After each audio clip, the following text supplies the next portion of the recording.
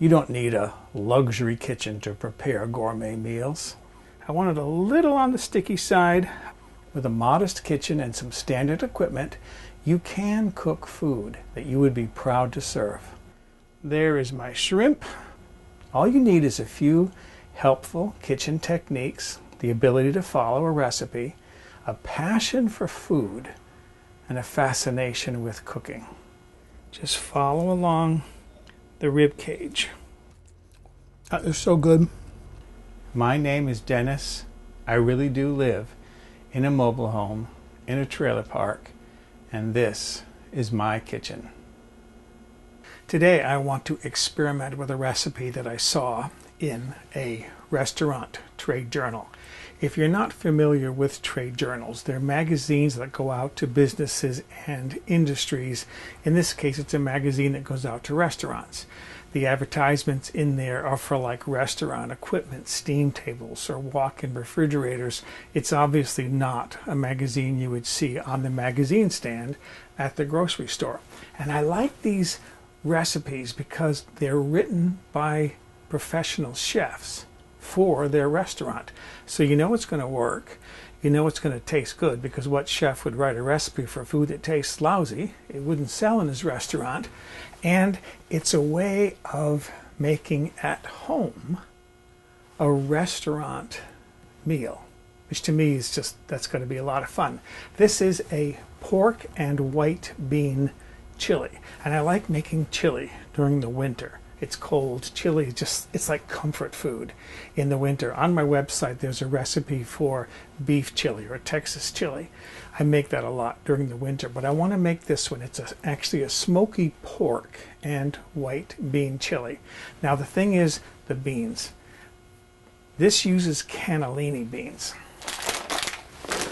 And this is my package of cannellini beans. I'm doing this recipe because I happen to find these in the grocery store. I used to have to drive down into the city to find cannellini beans. They're sold at the Italian market down in the city, but I found these locally within walking distance at the grocery store. You can use white northerns if you don't want to use cannellini beans. These are kind of expensive. Another thing that I like to do when I'm working with beans is I really like these 15 bean blends. I think these make a great soup. I use this often when I'm making my pasta fagioli, which is an Italian bean and pasta soup. So that being said, let's start preparing. This is actually the evening before I'm going to do any cooking, because I have to do some overnight preparation. So let's start preparing the beans for this smoky pork and white bean chili. Let's take a moment to talk about soaking beans in salted water.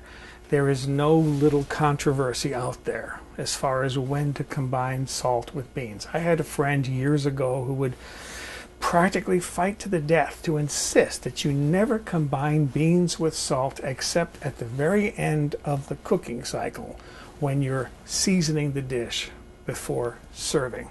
Well, this is science.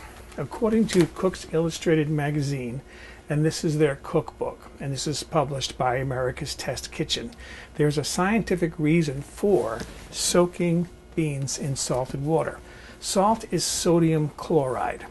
The sodium ions in the water penetrate the skin and replace some of the magnesium and calcium ions.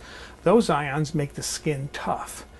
By the sodium getting in there, replacing those calcium and magnesium ions, it tenderizes the skin, so you have softer skins. It's not going to get all the way in to the bean, into the center of the bean. That's why you don't cook beans in salted water, because that salt will make the inside of the beans mealy. You just soak them to soften, to tenderize the skin. That's the science. I have a bowl here with about a quarter, or maybe roughly a liter of water in it, in which I've dissolved a tablespoon of salt. And now I want to weigh out about a pound, 450 or so grams of my cannellini beans.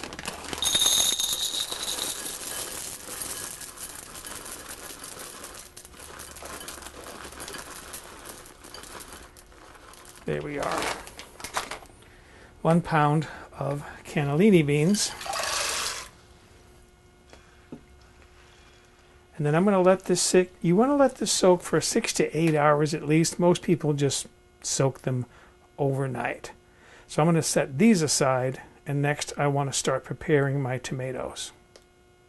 I've got some Roma tomatoes here that I want to roast. You can buy, supposedly, in cans, roasted tomatoes. I'm going to cut mine in half. If you want, you can cut that stem piece out. And I have here 2 pounds of tomatoes. That's about 900 grams. And I'm going to place these on a lined baking sheet.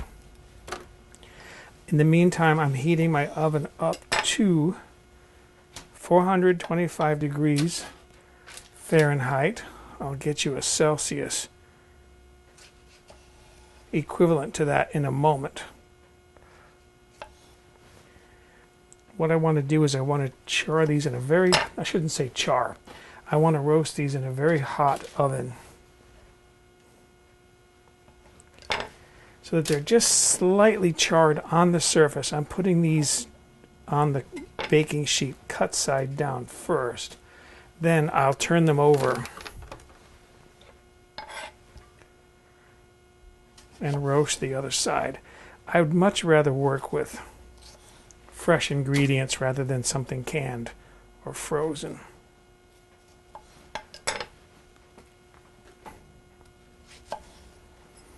Here is the last of my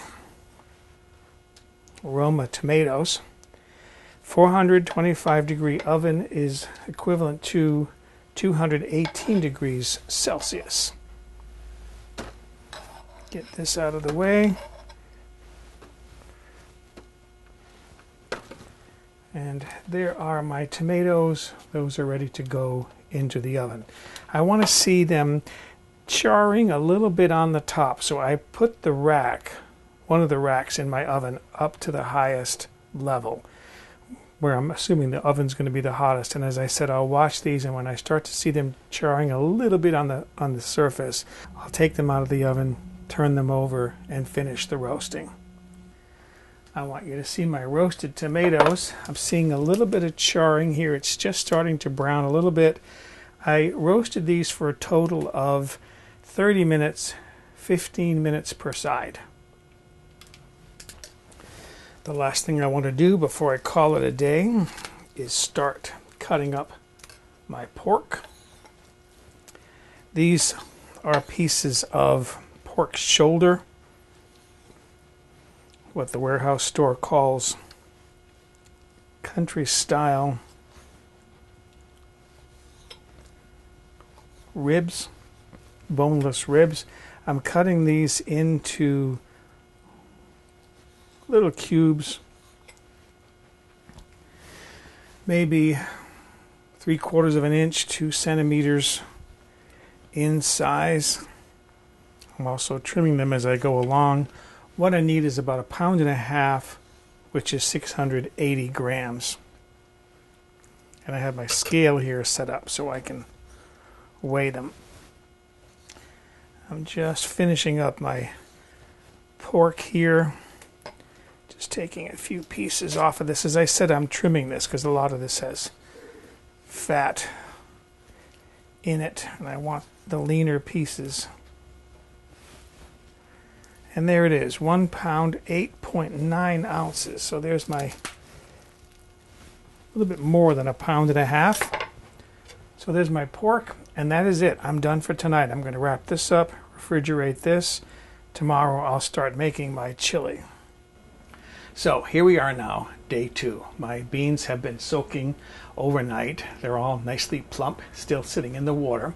I want to start the beans cooking first, but I want to rinse the beans. I know there are a lot of people who say cook the beans in the same water that they soaked in. Well, there's 2 reasons why I don't do that. One is the salt in the water. And if you cook beans in salted water, you run the risk of making the texture of the beans mealy. And the second reason is that's been sitting at room temperature all night long. I don't know what might have built up in that water.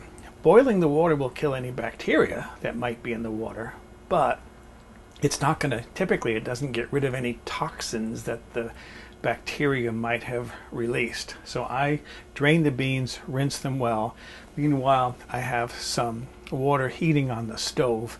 I'll put that in the boiling water, and I'm going to cook the beans for about an hour and a half to get them tender. While the beans are cooking, I have some other prep work to do and cook my other ingredients for my chili. So let's start working on the beans. So here go my beans in there. I'm going to kind of release those in there gently. I've got a thermometer set up because I'm going to watch my temperature and just keep it as close to 212 degrees Fahrenheit, 100 degrees Celsius, without, as I mentioned, boiling these beans too much. Or maybe I didn't mention. The trick with boiling beans is you don't want to boil them rapidly, because the more you knock those beans around in there, the more they're going to break up, the skin is going to come off. Having rapidly boiling water isn't better than having simmering water, because water boils at 212 degrees Fahrenheit, 100 degrees Celsius. Once it comes up to the boil, whether it's simmering or whether it's rapidly boiling, it's the same temperature, 212 degrees Fahrenheit, 100 Celsius. So I want to just barely keep this at 212 degrees so that I'm gently cooking those beans without breaking them up. I have a package of thickly sliced bacon here that I'm going to experiment with. Never bought this brand before. The important thing is it's not Hormel. There's a story that goes with this. Many years ago, when I was in college, I got the idea one day that I wanted to make BLTs, bacon, lettuce, and tomato sandwiches. So I drove to the store and I bought some Hormel brand thickly sliced bacon. It was expensive, but I thought it's going to be worth it because the strip of bacon you could see through the window was really lean. I thought this is going to be really good bacon. Well, when I got the bacon home and opened the box, the only lean piece of bacon in the entire box was the one in front of the window. The rest of the bacon was almost all fat. They had deceived me. So here it is now, what, 40 some odd years later, and I have yet to buy a product made by Hormel. Won't do it. I refuse. Let's start working on my bacon. I need 8 ounces of bacon, which is about 227 grams, and I want a thick sliced bacon, which this appears to be. So I'll get my scale going here. Yes, that's a jet plane going overhead. Smells nice. 6 ounces. 7.7. 8.9. A little extra is not going to hurt. So there's my bacon. Next I need to start cutting this up and then sauteing it. So now there's my bacon. I want to slice this crosswise across the bacon into like 1/4 inch. What's that? About half a centimeter, maybe a little bit more. Into little strips across the bacon. Once I get down to the wider end, that'll make a little bit more sense.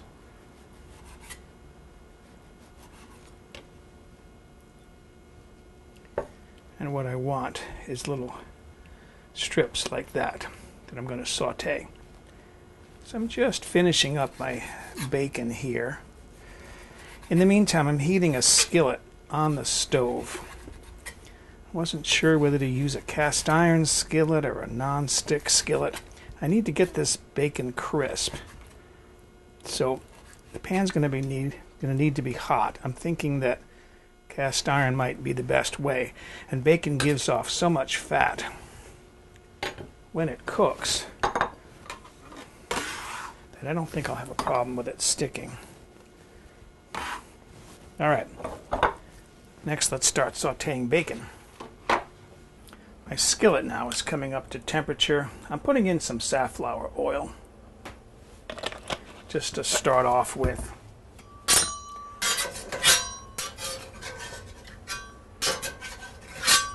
because safflower oil, pardon my noise, is a high temperature oil.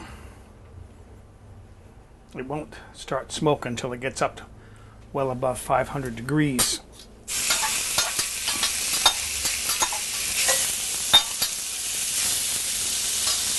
And there's my bacon going in.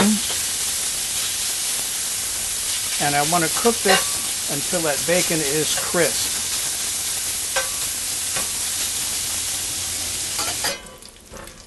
So hopefully you can see how nicely brown that is. That didn't take long. I started off at high heat and then switched the heat down to medium, high, and then finally to medium as those cooked. So now what I'm going to do now is take this out, transfer it to a bowl, but leave the fat in the pan. The next thing I want to do is chop up a large onion. As far as large, this is about 12 ounces or 340 grams. Let's see, I have my own way of doing onions. I don't do it the way the chefs do it on TV. I think it's too dangerous. So you cut down through the root, because that root's going to hold everything together. And peel the skin off.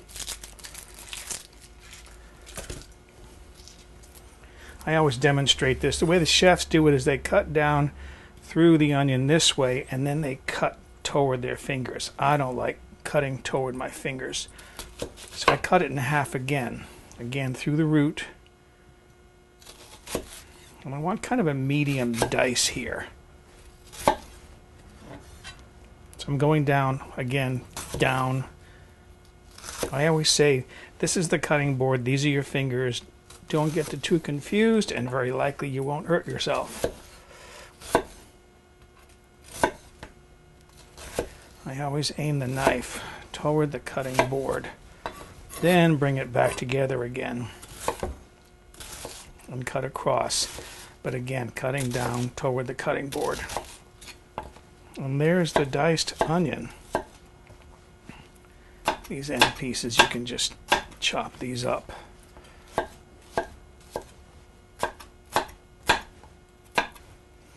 And that's it. I have this other half of the onion to do, but that's how I chop onions. Again, a medium chop, not a really fine dice, but I'm not going to make big pieces like I would for a stew.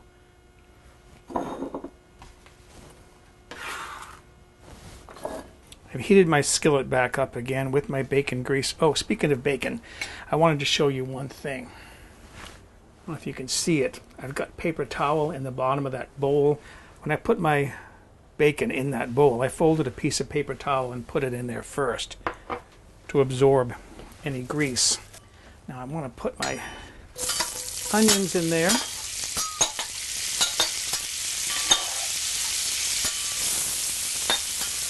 And I want to cook these 8 to 10 minutes over medium-high heat. I don't want to caramelize these, but I do want to see some browning around the edges. So I'm going to keep the temperature high on this pan. Those black bits that are coloring that onion, that's the fond from the bacon. But that's actually good because that fond will add some flavor to the onions. I just turned the heat off under my onions. You can see they're still white translucent on the inside, but browning a lot on the outside. If I had wanted to caramelize these, I would have kept turning the heat down little by little till I got it down to low, and I would have cooked these until they were golden all the way through. That's caramelized onions. But I don't want these caramelized. I just want them kind of crisp, tender. What I'm going to do now, because I don't want this bacon fat in my chili, I'm going to rest my pan on my spatula and let the oil drain down. Then I'm going to transfer my onions to a bowl, and I'm going to work in a clean pan when I start cooking my pork. I'm ready to start cooking the pork. So I'm working with a clean pan here, into which I'm putting some regular cooking olive oil, pure olive oil. As I always say, save the extra virgin olive oil for flavoring. It's not a cooking oil. Just like you wouldn't cook with vanilla. You flavor with it. So there's my pork going in. I chopped that up. That's 1.5 pounds or 680 grams. To this, I'm going to be adding 2 tablespoons of chili powder and 1 tablespoon of smoked paprika. I'm using a mild, sweet California chili because I don't like my chili to be too hot. You can ramp that up as hot as you want. If you like fiery hot chili, use a really hot chili powder. And that's an imbecile going by. Okay, I'm going to cook this for just a few minutes. I just want to basically change the color on this meat. This meat is going to cook inside my chili during the last stage of cooking, so I don't have to cook it all the way through right now. Hear that glorious sound? That means my beans now are done cooking. They've been cooking for an hour and a half, so I turned my heat off now under it. I'm going to ladle out some of this liquid. I'm going to leave some in because I'm going to be adding, for one thing, chicken stock to this. You don't have to use chicken stock. I've got it, so I'm going to use it. Remember the tomatoes that I roasted last night? These have been in the refrigerator overnight. I want to puree these because my beans are very tender right now, and I don't want to have to stir these and try to break these up in that pot with the beans because I'll break up the beans. So I'm going to puree these first using my immersion blender.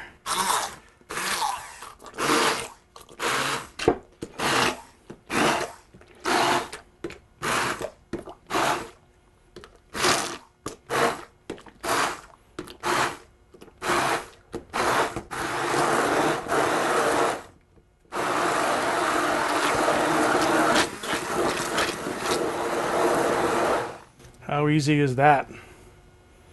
All right, that's done. I'm ready now to start assembling the chili. I set aside the water that I took out of the pan because I can use that if I need to.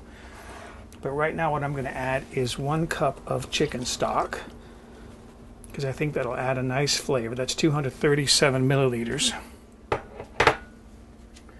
And then I'm going to return my onions back to the pan, all of the onions, but I'm only going to put in about 2/3 of my, I'm going to save the rest, that's the bacon, I'm going to save the rest of this for garnish. Here is my tomatoes pureed.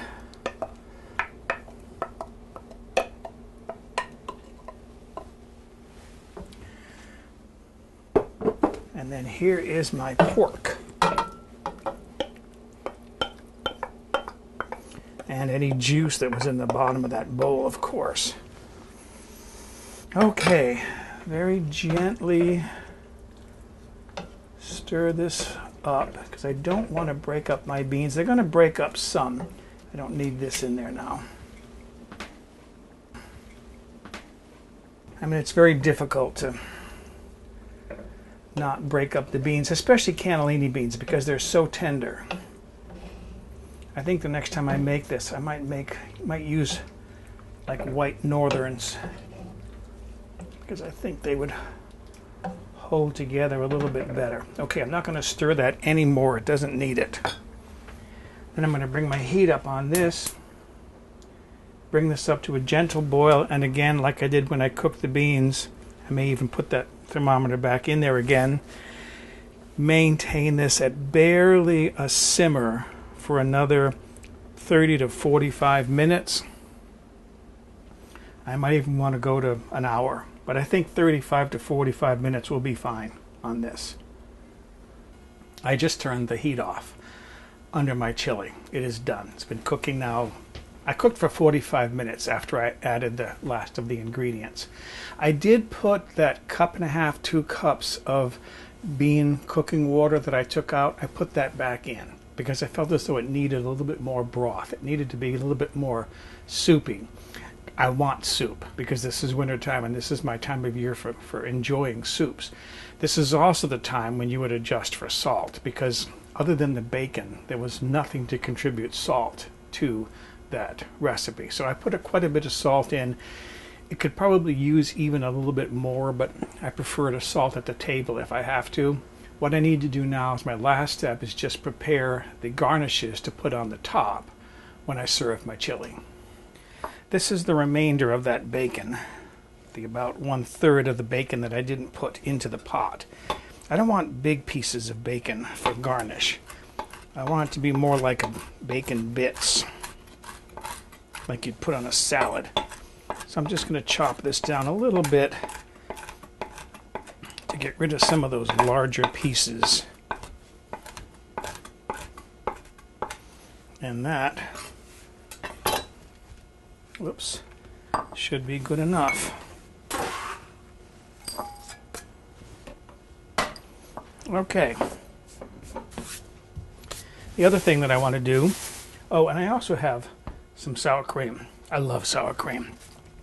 I think sour cream would be perfect on this chili. I've got some green onion here. Just going to pick out any stems that look like they might not be any good.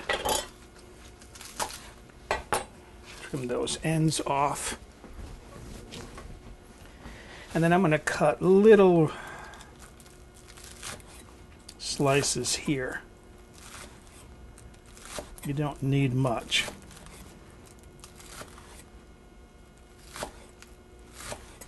Just little pieces of green onion, scallion. You could use chives for that as well.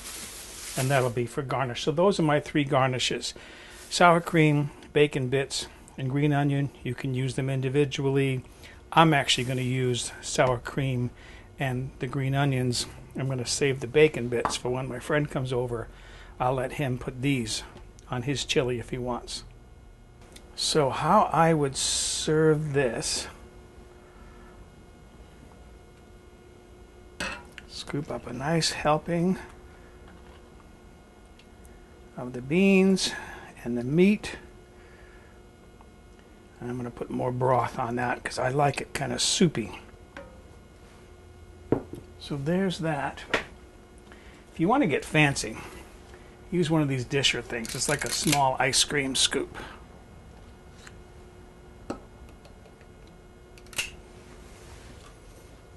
Put a round scoop of sour cream on there, and then garnish that with some sliced green onions.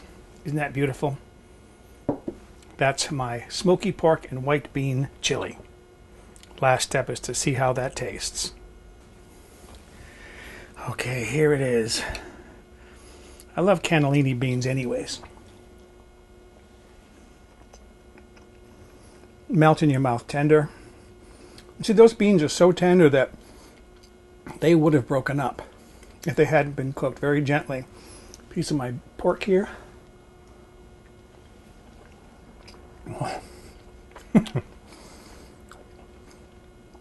That is so good.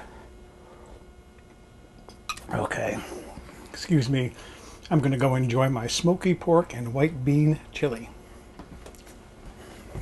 For a printable PDF copy of this recipe with step-by-step photographs, visit the White Trash Cooking website and look on the home page or in the recipe archive.